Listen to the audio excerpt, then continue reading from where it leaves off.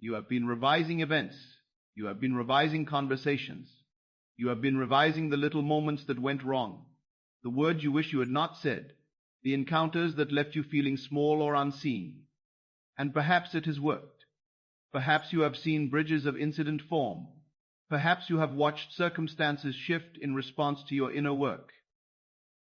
But I tell you now, there is something far deeper you can revise. There is a revision so fundamental that it changes not just what happened, but who you are as the one to whom things happen. It changes not the reflection in the mirror, but the mirror itself. And this is the revision of your self-concept. This is the only revision that truly matters, because every other revision flows from it. Every single event you experience, every response the world gives you, every door that opens or closes, every word spoken to you or about you, is nothing more and nothing less than your self-concept pushed out into form.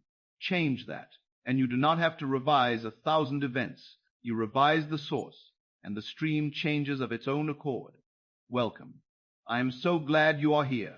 This is a space where we speak plainly about the truths Neville Goddard lived and taught, the truths that strip away complexity and return us to the simplicity of consciousness itself. Today we are going to talk about the most powerful thing you can revise right now, not the argument you had yesterday, not the rejection you received last week, not the failure, the loss, the missed opportunity.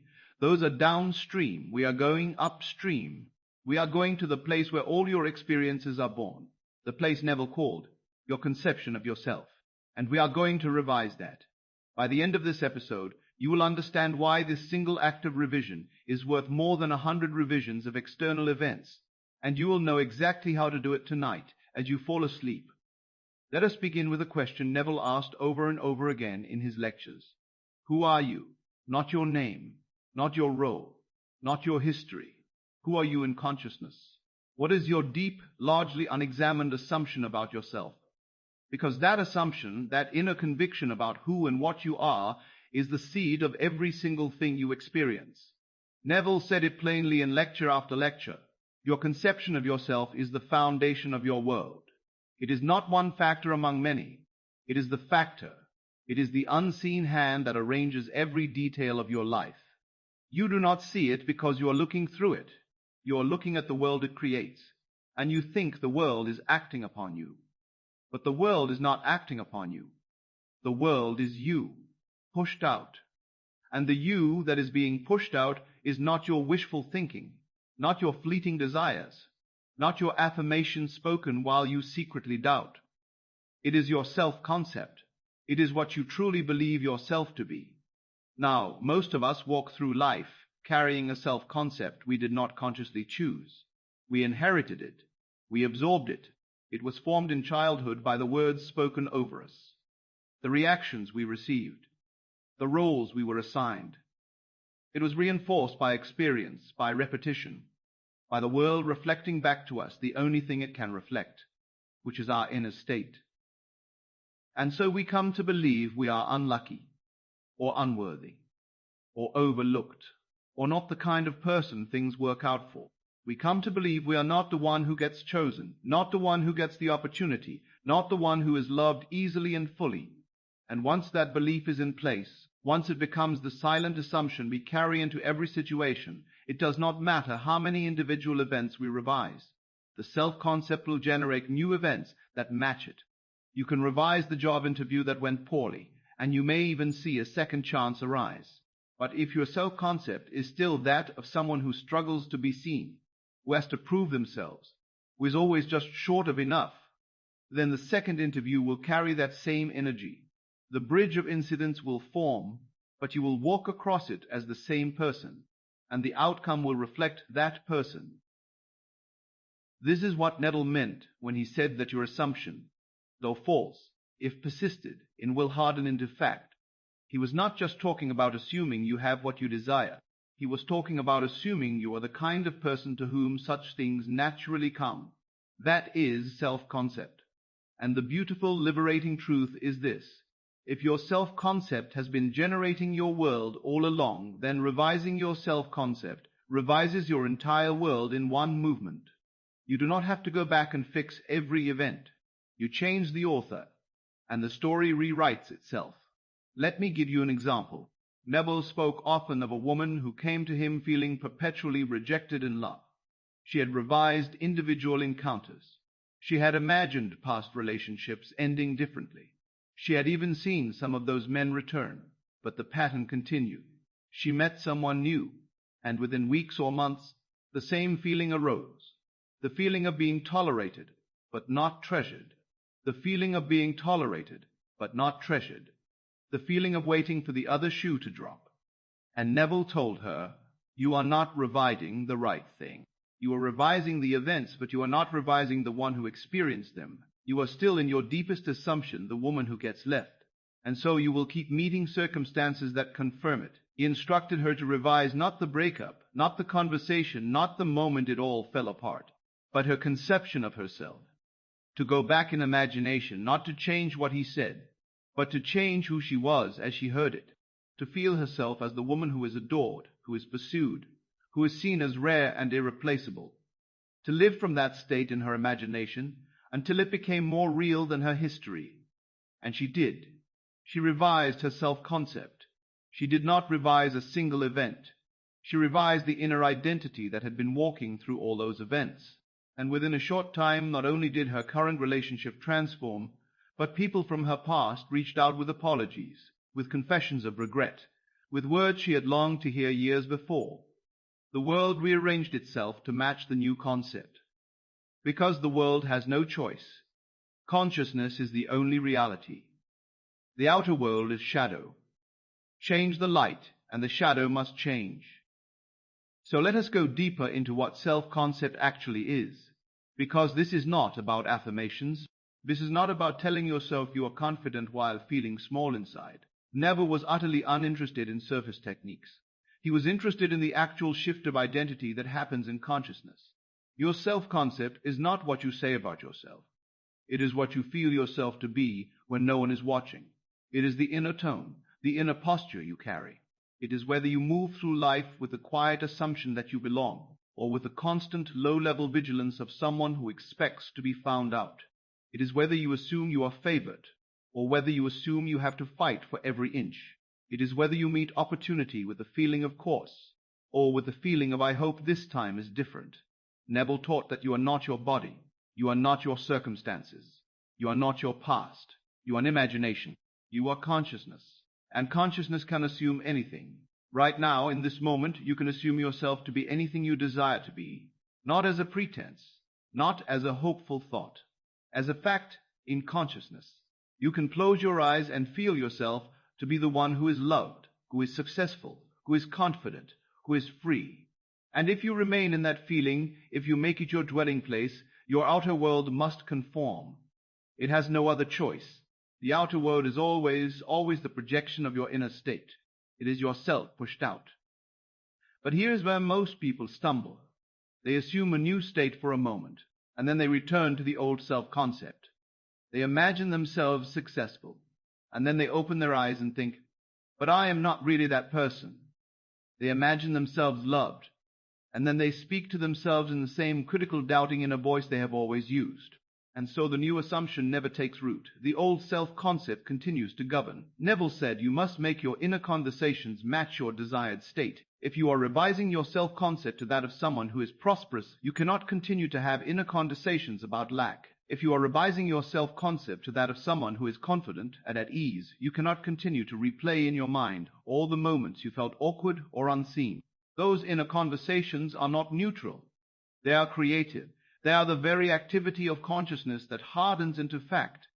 This is why revising your self-concept is deeper and more effective than revising individual events. When you revise an event, you change the memory. When you revise your self-concept, you change the one who remembers. And that changes everything, because the one who remembers is the one who creates. You do not experience the world as it is. You experience the world as you are. Revise who you are, and the world must revise itself in response. Now, let me be very clear about what this means in practice. It does not mean you ignore the past. It does not mean you pretend painful things did not happen. It means you stop defining yourself by them. It means you stop allowing them to dictate your assumption about who you are. Neville was once asked about a man who had experienced failure after failure in business. This man had tried to imagine success, but every venture collapsed. And Neville said the man was still imagining from the state of someone who fails. He was trying to imagine success while remaining identified as a failure. And you cannot do that. You cannot bring water from an empty well. You must first fill the well. You must first revise the inner identity. So Neville instructed him to go back in imagination, not to revise the failed businesses, but to revise his concept of himself as he entered them, to feel himself as a man who succeeds naturally, who has the Midas touch, who is divinely guided in all his dealings, to replay scenes from his past, but to replay them as that man, not to change the external details, but to change the inner feeling of identity. And as he did this night after night, something shifted. He stopped carrying the identity of failure. He began to assume success as his natural state. And within months, an opportunity came that exceeded anything he had previously attempted, not because he worked harder, because he was no longer working from the consciousness of lack. He was operating from the consciousness of abundance, of capability, of one who is meant to thrive. And the outer world simply reflected that. This is the meta-revision. This is a revision that changes everything downstream. Because once you revise your self-concept, you do not have to micromanage your reality. You do not have to revise every conversation, every encounter, every disappointment. The new self-concept generates new events automatically. It is like changing the seed. You do not have to go and repaint every fruit on the tree. You plant a new seed, and the tree that grows bears different fruit. Neville often quoted scripture in his lectures, not his religious doctrine, but his psychological truth. He loved the line from Paul, "Put off the old man, and put on the new man, which is renewed in knowledge, after the image of him that created him." The old man is the old self-concept, the old assumption about who you are, the identity you have been dragging through your life like a chain. The new man is the revised self-concept, the one you choose, the one you assume, the one you feel yourself to be in your imagination. And you do not become this new man by effort. You become this new man by assumption. You simply claim it in consciousness. You dare to feel it is true, and consciousness, being the only reality, solidifies that assumption into experience. This is not theory. This is the mechanism of creation. Consciousness creates reality. Your conception of yourself is the mold. Experience is the substance that pours into the mold and takes its shape. Change the mold, and you change the shape of everything that follows. I want you to think now about your own self-concept, not what you wish it were, not what you project to others.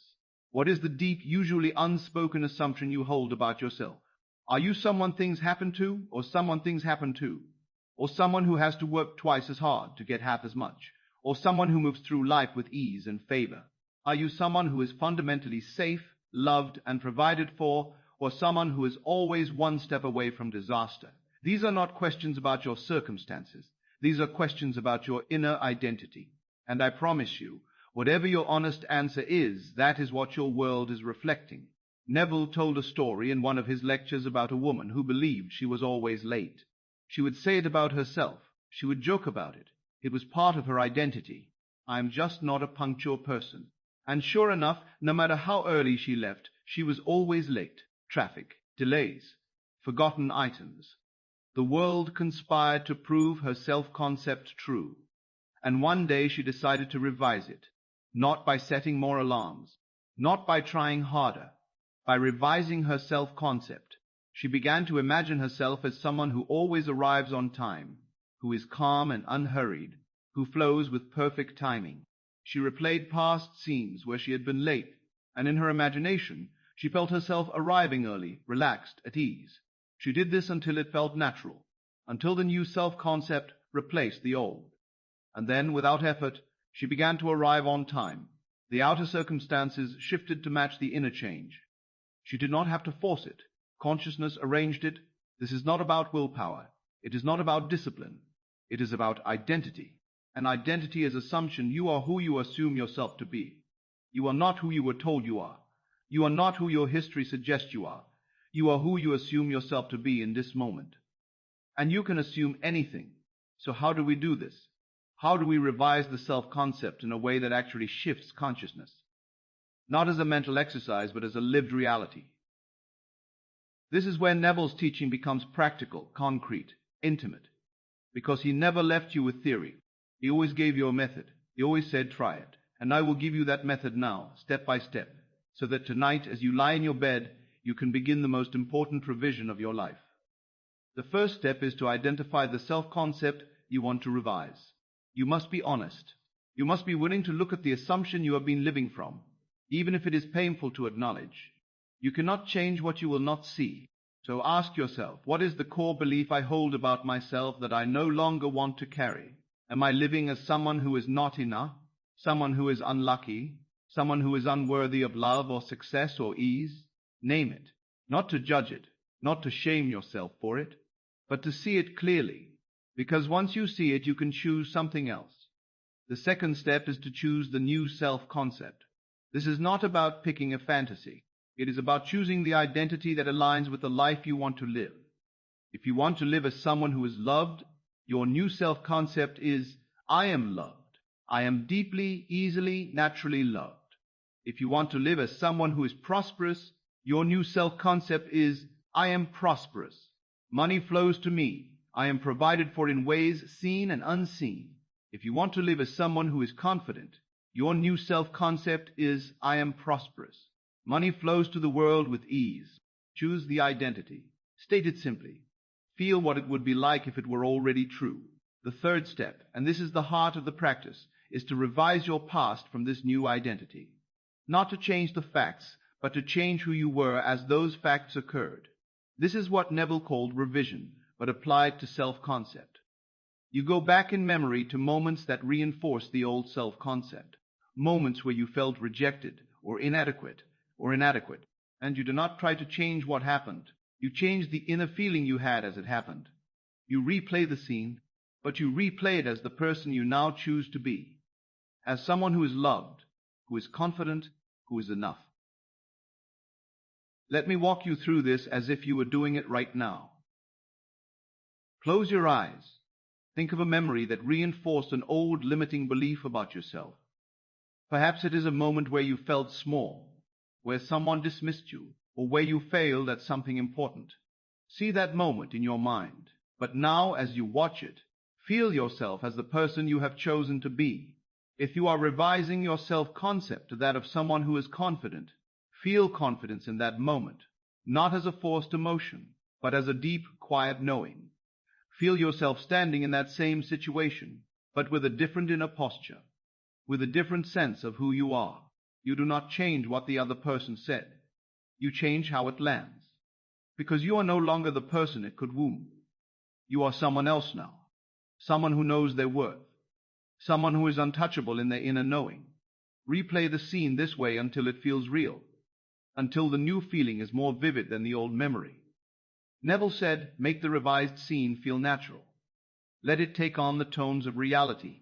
And as you do this, night after night, with different memories, you are not just changing the past, you are changing the one who lived the past. You are revising your self-concept at the root. And when the root changes, the tree changes. Every branch, every leaf, every fruit. There is another aspect to this, and it is crucial. You must also revise your inner conversations. Neville said that your inner conversations, the things you say to yourself silently all day long, are the most creative thing you do. They are more powerful than your prayers, more powerful than your visualizations, because they are constant. They are the background hum of your consciousness. And if your inner conversations still reflect the old self-concept, the new one will never take hold. So you must become vigilant. You must catch yourself when you slip into the old narrative, when you think, I always mess this up, or no one ever chooses me, or I am just not good at this. Catch it and revise it immediately, not as a denial of reality, but as a choice of identity. Say to yourself, no, that is not who I am anymore. I am someone who succeeds. I am someone who is chosen. I am someone who is capable and guided. This is not positive thinking. This is identity work. This is the deliberate assumption of a new state of consciousness. And assumption, when persisted in, becomes fact. Neville proved this in his own life again and again. He assumed himself out of the army during the war, when discharge seemed impossible. He assumed himself from Barbados to New York with no money and no clear path. He assumed states for others and watched them come to pass. And he did it all through this single principle. Consciousness is the only reality. What you assume yourself to be, you become. What you feel yourself to be in the depths of your imagination, you experience in the outer world. So tonight, as you prepare for sleep, you are going to do this revision. You are going to enter into the state of the wish fulfilled, not by imagining a specific event, but by imagining your specific event, but by imagining yourself as the person who already is what you desire to be. If you want to be loved, do not imagine a person loving you. Imagine yourself as someone who is loved. Feel the difference. One is hoping for an event. The other is claiming an identity. An identity is what creates events. Lie down in your bed. Relax your body. Neville always said, induce a state akin to sleep. Let your body become heavy. Let your breathing slow. Let the outer world fade. And in that quiet, inward space, assume the feeling of the new self-concept. Do not try to see it. Feel it. If you are revising your self-concept to that of someone who is prosperous, feel the inner ease of someone who does not worry about money. Feel the freedom, the lightness, the quiet confidence. If you are revising your self-concept to that of someone who is cherished, feel the warmth of being seen and treasured. Feel it in your chest, in your body, as a lived reality. Neville said, feeling is the secret, not thinking, not visualizing. Feeling is the secret, not thinking. What would it feel like if you were already the person you desire to be? Catch that feeling, wear it, live in it, and fall asleep in it. This is the most powerful thing you can do. This single practice done with persistence will change your entire life, because it changes the source. It changes the consciousness that is creating your life. And when consciousness changes, the world must follow. You do not have to figure out how. You do not have to manipulate circumstances. You simply assume the new identity, and the bridge of incidents forms naturally. Doors open, people respond differently. Opportunities appear, not because you force them, but because the world is reflecting a new you. Neville often quoted the psalmist, I have said, ye are gods, and all of you are children of the Most High. You are not a powerless creature begging for favor from a distant deity. You are the operant power. You are the consciousness that is shaping your reality in every moment. And if you have been shaping it unconsciously from an old inherited self-concept, you can choose now to shape it consciously from a new one. You can revise the very foundation of your experience. And when you do, everything built on that foundation shifts. Let me tell you one more story before we go deeper into the principle. There was a man Neville spoke of who struggled his entire life with the belief that he was uneducated and therefore less than others. He had not gone to college. He had not had the opportunities others had. And he carried this belief like a weight. He assumed that people saw him as inferior. He assumed that he would be overlooked for promotions, for recognition, for respect. And of course, that is exactly what he experienced.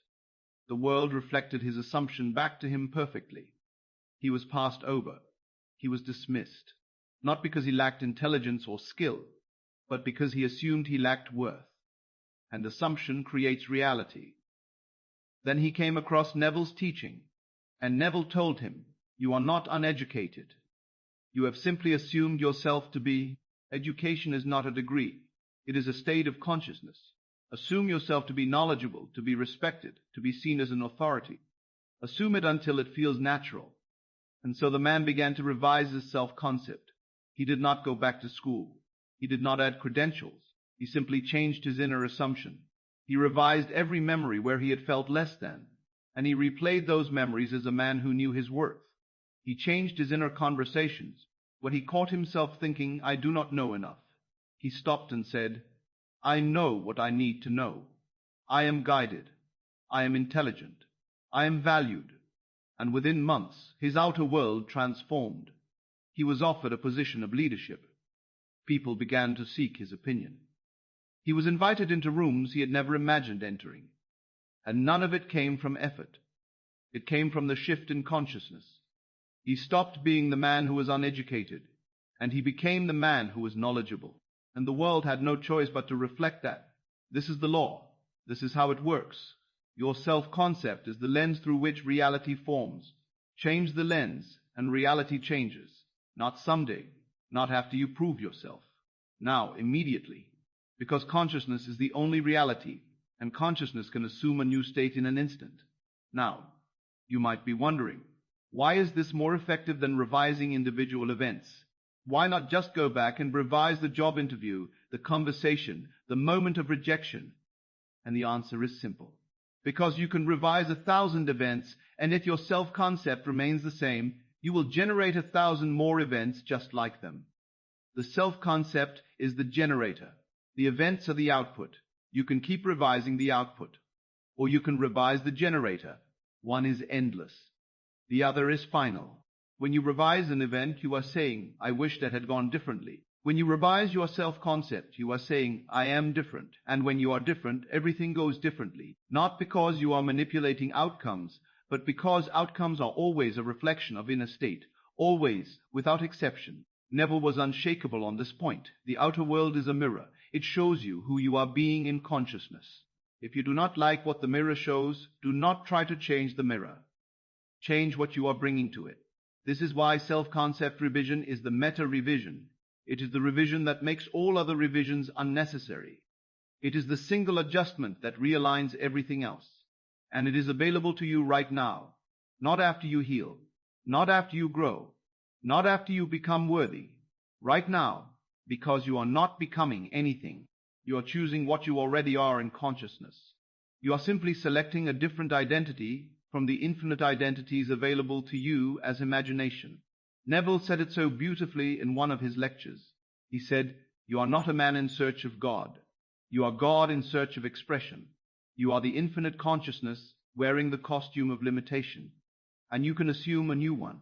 You can revise the entire character you have been playing and step into a new role, not as pretense, as truth, because consciousness is all that exists. There is no reality outside of it. If you assume it in consciousness, it is real. And if you persist in that assumption, it becomes fact in the outer world. So let us talk now about what happens when you do this work. What happens when you commit to revising your self-concept, when you make it your singular focus for a season. You will notice something almost immediately. The world begins to respond to you differently.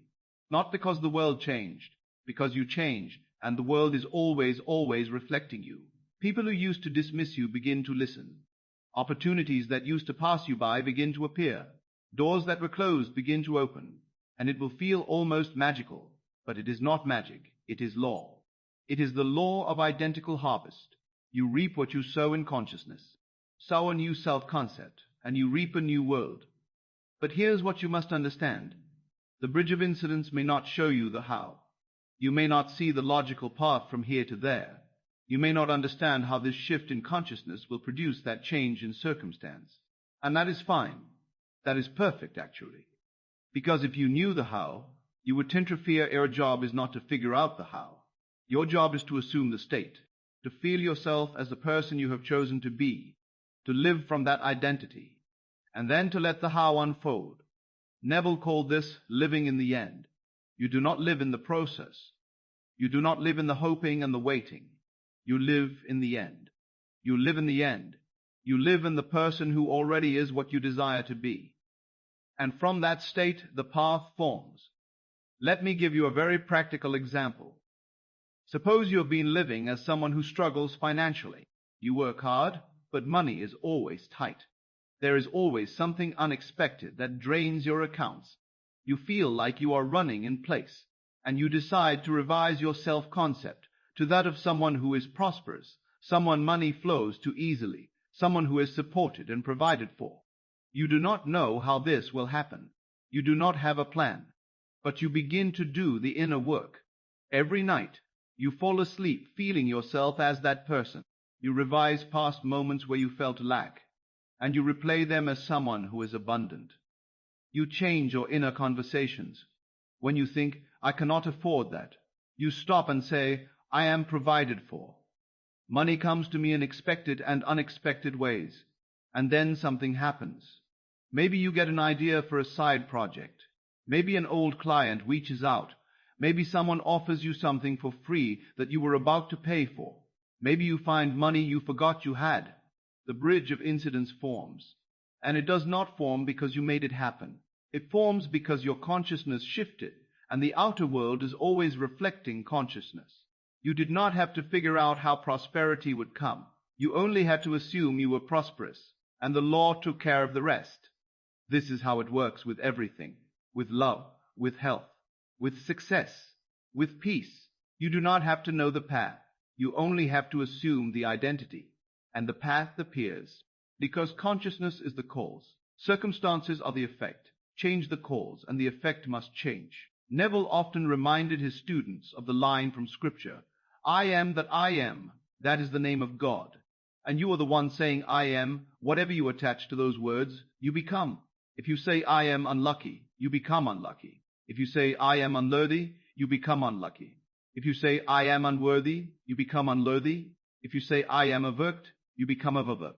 But if you say, "I am loved," "I am prosperous," "I am confident," "I am free," you become those things, not because you spoke words into the air, because I am is the creative power. It is consciousness claiming identity, and whatever identity consciousness claims, it experiences.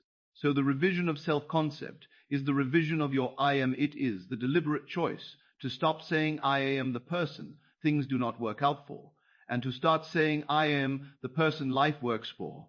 I am the one who is favored. I am the one who is seen. I am the one who succeeds. And you do not say this as affirmation. You say it as assumption. You say it as fact. You claim it in consciousness, and you live from it. This is the deepest work you can do.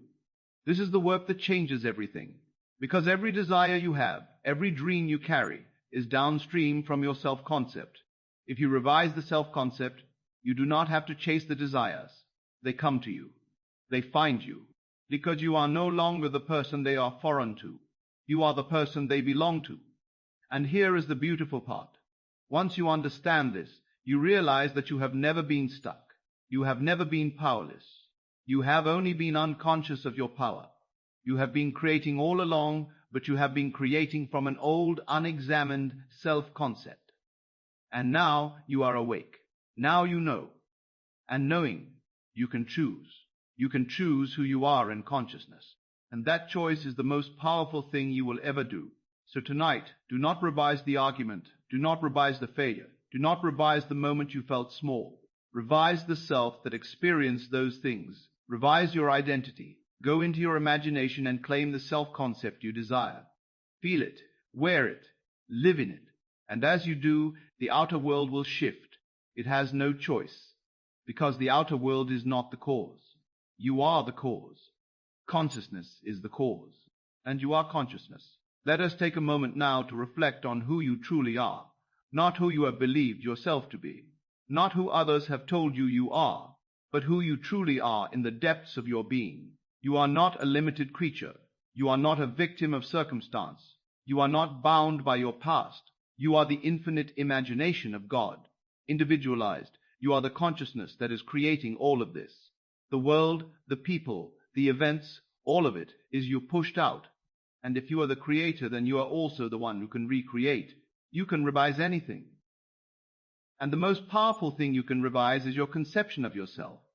Neville once said, "You are a god in the making, not in some distant future. Now, you are learning to exercise the power that is already yours. You are learning to assume consciously what you have been assuming unconsciously. And as you do, you step into your true nature. You stop being the one who is acted upon, and you become the one who acts. You stop being the one who reacts to the world, and you become the one who creates the world. Not by force, not by manipulation, by assumption, by claiming in consciousness what you desire to be, and letting that assumption harden into fact. This is not arrogance. This is humility.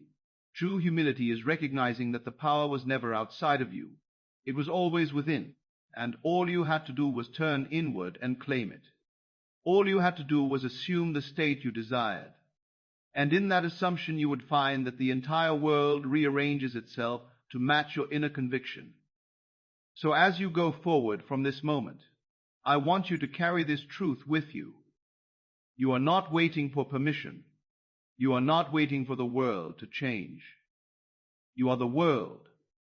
And when you change, the world changes. Revise your self-concept and everything downstream from it revises itself.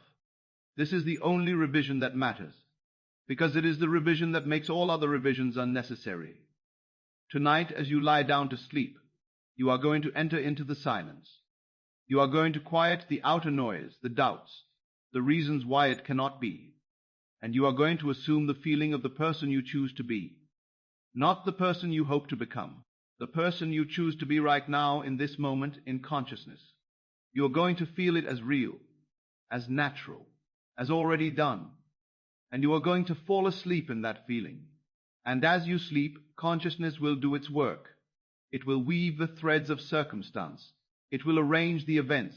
It will build the bridge. And you will wake into a world that reflects the new you. This is the promise. This is the law. This is the teaching Neville gave his life to share, that you are not at the mercy of the world. The world is at the mercy of your consciousness, and your consciousness is always in every moment assuming something. So assume what you desire. Assume the identity of the one who already is what you wish to be, and then watch as the world confirms it. You clicked on this episode because something in you knew there was a deeper revision available. You knew that revising events one by one was not the final answer. You were right. The deeper revision is the revision of self. And now you know how to do it. Now you have the method. Now you have the understanding. And understanding is the beginning of transformation. But it is only the beginning. You must apply it. You must do it. Neville always said, try it. Do not take my word for it. Try it. And I say the same to you now. Try it tonight. Revise your self-concept. Assume the identity you desire. Feel it as real. And see what happens. I promise you, because it has no choice. Consciousness is the only reality. Go now and claim your true identity. You are not who you were. You are who you choose to be. And that choice is made in the silence of your own imagination. Make it tonight. Make it now. And live from that choice every day until it becomes the only reality you know. This is the most powerful thing you can revise right now, and it is available to you in this very moment. All you have to do is assume it. I will leave you with this single thought. The world you see tomorrow is the world you assume tonight. If you want a different world, assume a different self. That is the secret. That is the law. That is the only revision that truly matters. Good night, and may you wake as the one you have chosen to be.